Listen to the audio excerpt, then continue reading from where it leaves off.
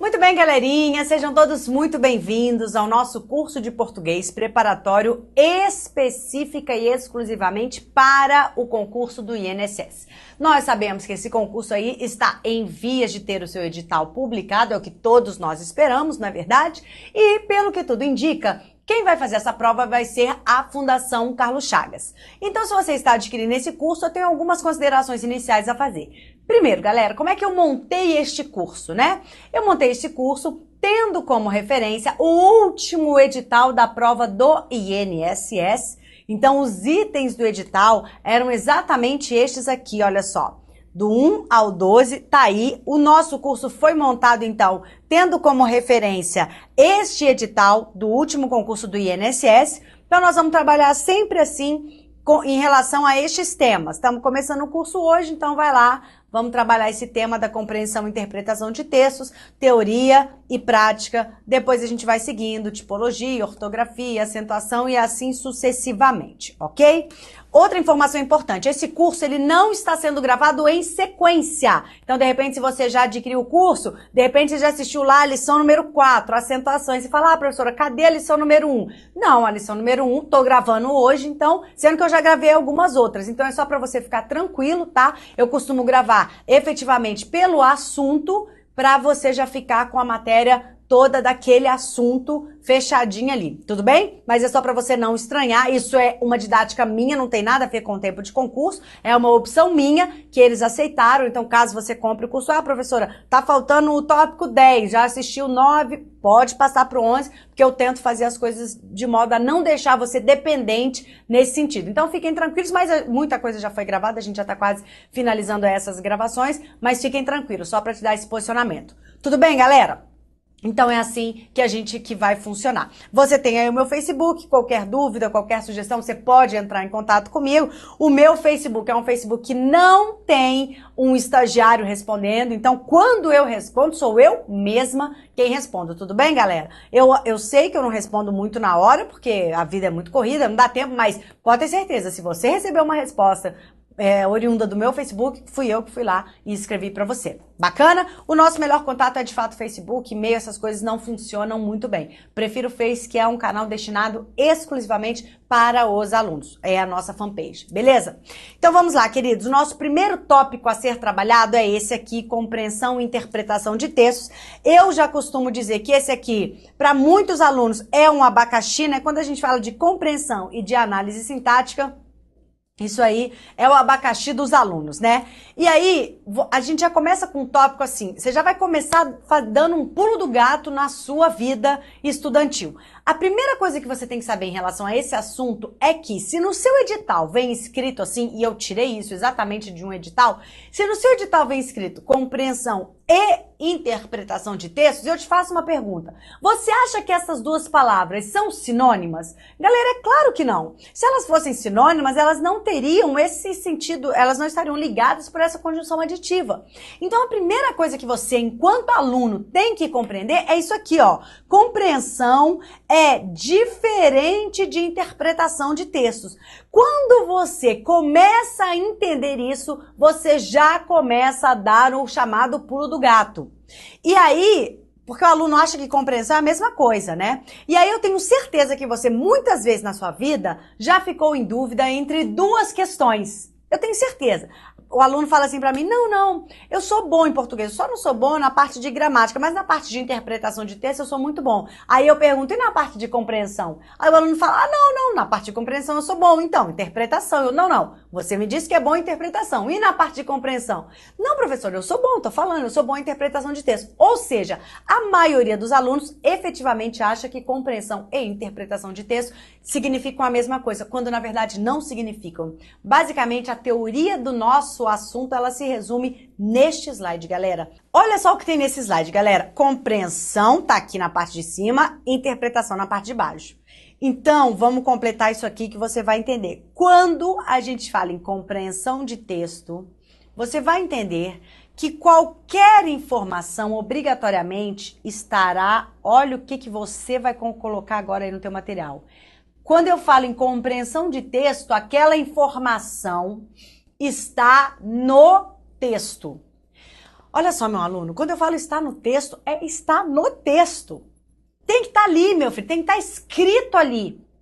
Claro, o que o aluno não pode fazer, sair por aí viajando, quando eu falo que está no texto, você tem que, aquelas informações, elas têm que ser identificadas por meio de palavras que estão no texto. É claro que se porventura, no meio da questão, o examinador utilizar-se de um sinônimo de uma palavra que está no texto, claro que isso vai ser compreensão.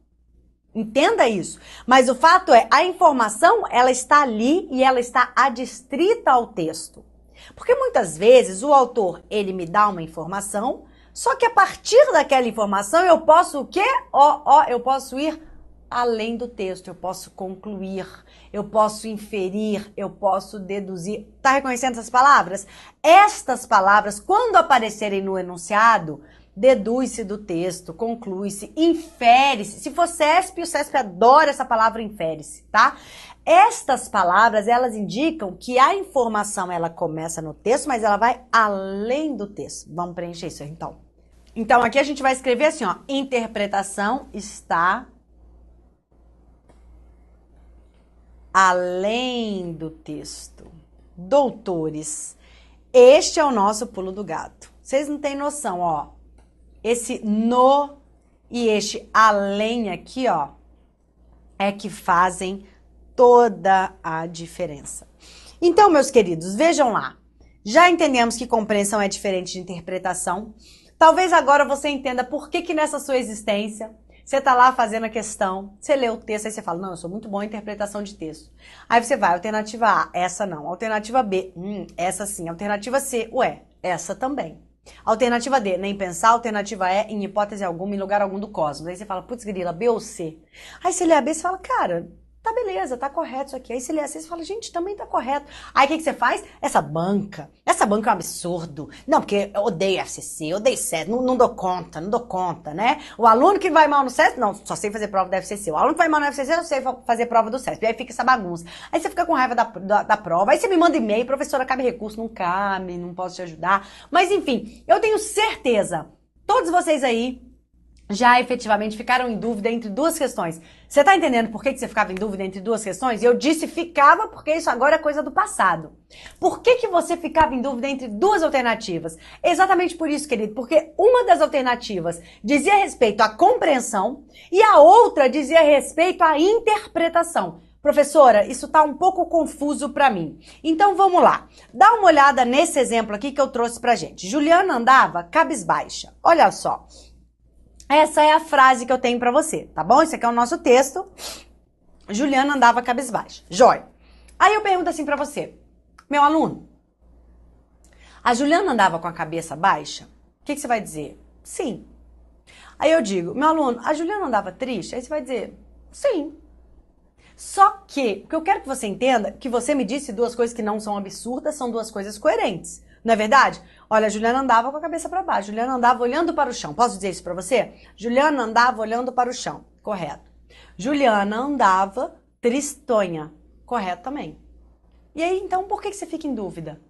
As duas estão corretas? Sim, as duas frases que eu falei a respeito deste texto estão corretas. A questão é, para você marcar a alternativa e tirar aquela dúvida entre aquelas benditas, né, duas alternativas que te deixavam, né, coçando a cabeça, aí acabava, o que acontecia? Ia no chute, e aí você tinha 50% de chance de acertar, 50% de chance de errar. Estas duas informações que eu passei para vocês, quais sejam, Juliana andava olhando para o chão e Juliana estava triste, são informações super coerentes com este nosso texto. A diferença é, uma destas informações está no texto e a outra informação não está no texto, mas é uma informação que eu posso depreender do texto. Eu posso, então, indo além do texto, entender isto como algo coerente, como algo que é uma continuação do texto. Esta é a diferença.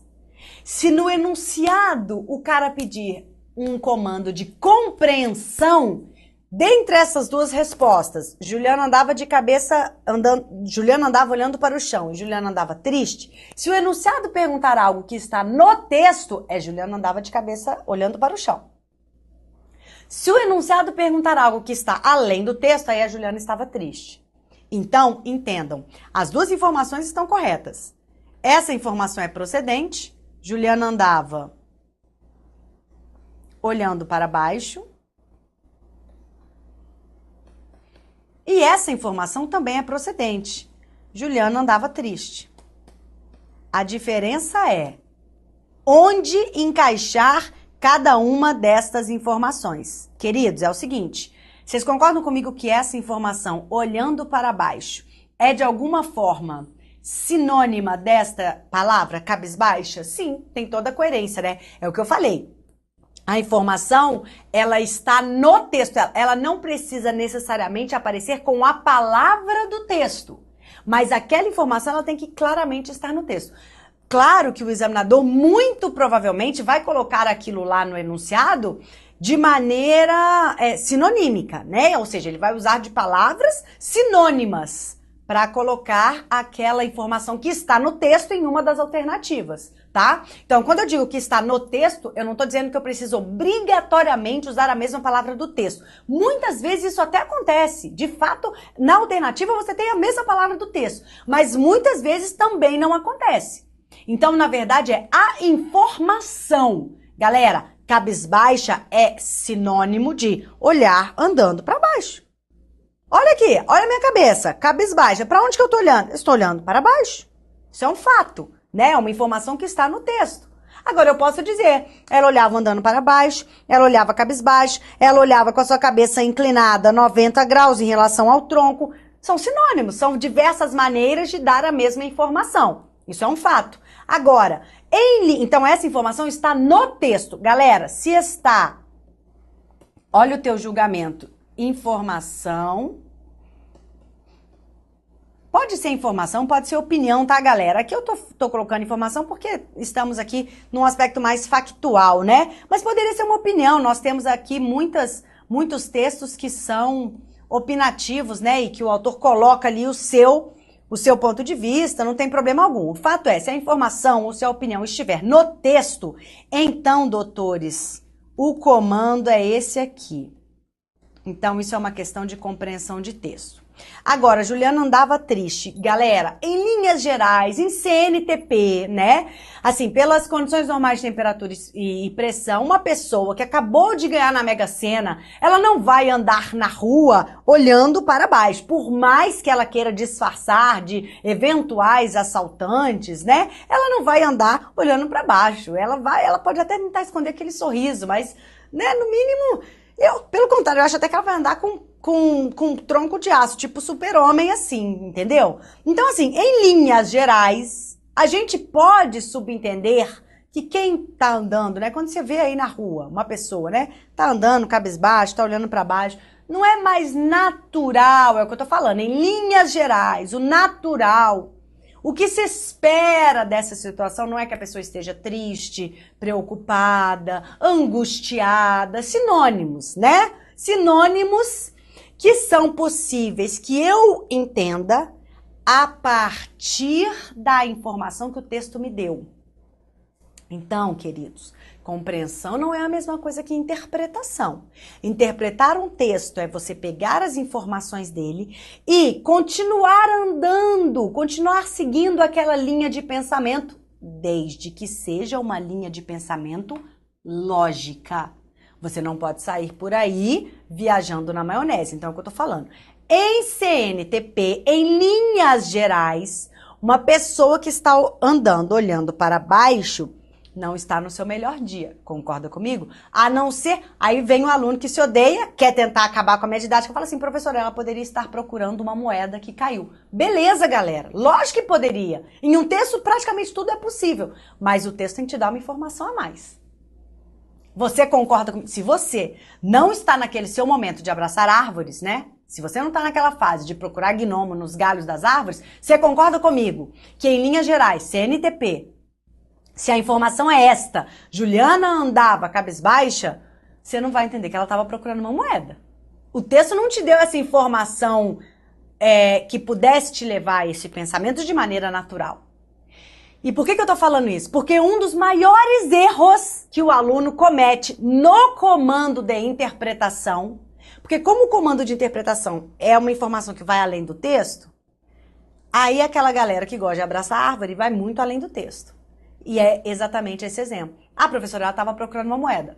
Peraí, calma, o que você está bebendo nessa água? Em linhas gerais, tá triste, tá preocupada, tá angustiada. Claro, se o texto te dá uma informação a mais, tipo, Juliana foi ao banco trocar o seu cofrinho. Né? No caminho ouviu barulho de metal no chão. E Juliana começou a andar olhando para baixo. Tá vendo como eu mudei completamente o contexto? Porque é isso, galera. Texto é essa tessitura de ideias. Vem do latim mesmo, né? É essa tessitura de ideias, é essa teia de ideias. Claro que eu posso construir, eu posso tecer as ideias da maneira que eu quiser. Eu que sou autora, eu que crio a minha historinha. Tá compreendendo o que eu tô querendo te dizer? Então é o seguinte, compreensão tá lá no texto. Preste atenção aos sinônimos. Interpretação, você vai além do texto, mas sem procurar gnomos nas árvores. Ah, professora, eu vi gnomo. Cuidado, porque aí você vai cometer, sabe qual erro? Se quiser pode anotar. Extrapolação. Que erro é este? É o erro exatamente cometido pelo leitor que pega as informações que estão no texto e que vai muito além do texto. Eu falei que a interpretação te permite ir além do texto, mas com essa linha de raciocínio ligadíssima. Isso aqui tem que estar costurado, tem que estar harmônico. Você não pode ir nem muito além e nem aquém das informações que estão no texto. É na medida. Bacana, galera? Então, olha só, essa informação triste aqui, ela não é sinônimo de cabisbaixa. Em CNTP, esta informação é uma informação que está para além do texto. Ela está triste, preocupada, angustiada. Então, doutores, isto é interpretação de texto. Por isso que você ficava em dúvida entre as alternativas B e C, né? E falava, putz, mas as duas estão corretas. E aí, qual que é o marco, né? Porque no contexto falava mesmo, ela tinha terminado com o namorado, tal, e ela estava triste. Juliana terminou com o namorado, né? Um namorado que ela gostava muito. E aí ela andou cabisbaixo o quarteirão inteiro. Aí pior, aí você fala, putz, querida, mas sim, ela olhou para baixo, ela estava triste, acabou com o namorado que ela amava tanto, tanto, tanto. Putz, qual responder? Vai depender do enunciado. Então agora, meu aluno, você vai tatuar este slide no seu corpício, na sua mente, entendeu? Vai fazer um mapa mental deste slide aqui, porque você vai ser guiado exatamente por estes exemplos. E aí, é aquilo que o pessoal chique lá do direito fala. Aquele negócio de rol, né? Rol taxativo e rol enumerativo. Pois é, este é um rol exemplificativo, ou seja, as hipóteses não se esgotam nestas criações minhas aqui desse slide. São meros exemplos. Você pode encontrar estes exemplos, só que de outras maneiras, de outras formas nas suas provas. Mas isso aqui já é uma linha de raciocínio para você seguir. Questões de compreensão, meus queridos, elas vão, no seu enunciado, trazer palavras do tipo segundo o texto, no texto, isso aqui é muito comum, no texto, aí vem lá, A, B, C, D.